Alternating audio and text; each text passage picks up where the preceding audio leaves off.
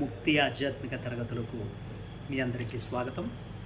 ఈరోజు ముక్తి ఆధ్యాత్మిక తరగతుల్లో మనం మాట్లాడుకునేది టాపిక్ వచ్చి అంతర్యామి. అసలు ఏమిటి ఈ అంతర్యామి అని ప్రతి మనిషి వాళ్ళ ఆర్తిని అనుసరించి భగవంతుడు పూర్ణ చైతన్యంలోని భగవంతుడు వాళ్ళ హృదయాలలో అవతరించి వాళ్ళకి గైడెన్స్ ఇచ్చేటువంటి మొట్టమొదటి ప్రాథమిక స్టెప్పే అంతర్యామి. ఈ అంతర్యామి అనేది పూర్వకాలంలో ఎంతోమంది మహాభాగవతోత్తములకి, ఎంతోమంది ఋషులకి, మహర్షులకి అందరికీ వాళ్ళ హృదయాలలో భగవంతుడు అవతరించి వాళ్ళతో రాయించినటువంటి మహాగ్రంథాలే ఈ పురాణ భాగవత మహాగ్రంథాలు.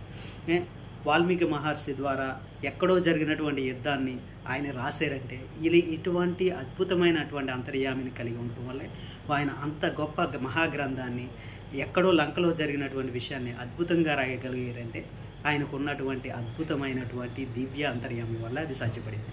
అట్లాగే ఎక్కడైతే మహాభారత యుద్ధంలో శ్రీకృష్ణ పరమాత్ముడు చెప్పినటువంటి వాక్యాలని ఎవరైతే ఇంట్లో విని దాన్ని గ్రంథస్థం చేసినారో ఆ మహాసమగ్రహమే ఇప్పుడు మన భగవద్గీతగా వచ్చినది. సో అంతర్యామి అనేది అట్లాగే ఎంతోమంది ఉత్తముల ద్వారా మహోన్నతమైనటువంటి గొప్ప గొప్ప పనులను చేస్తూ వస్తున్నది. కాబట్టి ప్రతి మనిషికి భగవత్ సాక్షాత్కారం అనేది జరగాలని, భగవంతుడికి అత్యంత సన్నిహితుడు కావాలని నా యొక్క ఈ ప్రయత్నం. ప్రతి ఒక్కరిలోని గొప్ప పరివర్తన అనేది అవతరించాలి అంటే వాళ్ళ ఫినామినాన్స్ ఏదైతే ఇప్పుడు క్రిస్టియన్ ఉన్నది అది ఒక సంభవం, ఒక ఫినామినన్, ఒక బెత్లహంలో పుట్టినటువంటి ఒక ఫినామినన్. ఆ ఫినామినన్ ద్వారా కొన్ని లక్షల మంది ఇతర దేశస్తులు కావచ్చు లేదా ఎవరైనా కావచ్చు వెళ్తూ ఉన్నారు.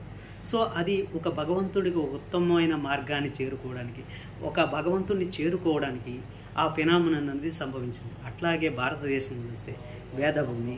ఈ వేదభూమిలో ప్రతి మనిషి వాళ్ళ ప్రవర్తనలు వాళ్ళు పూజించేటువంటి గాడ్ని అనుసంధించబడి ఉన్నాయి. అంటే వాళ్ళ చైతన్యాలు ఏ శ్రీరామచంద్రమూర్తి చైతన్యం అనేది వాళ్ళ శ్రీరాముల్ని పూజించేటువంటి వాళ్ళ వ్యక్తుల్లో మూర్తి భవిస్తూ ఉంటుంది. అట్లాగే జీసస్కి సంబంధించినటువంటి ప్రేమ, కరుణ అనేవి వాళ్ళ పూజించేటువంటి, ప్రార్థించేటువంటి వాళ్ళ మనుషుల్లో కూడా మూర్తి భవిస్తుంది అన్నమాట. ఈ దివ్య చైతన్యం అనేది అనంతంగా పెరిగినప్పుడు అది వ్యక్తమవుతుంది.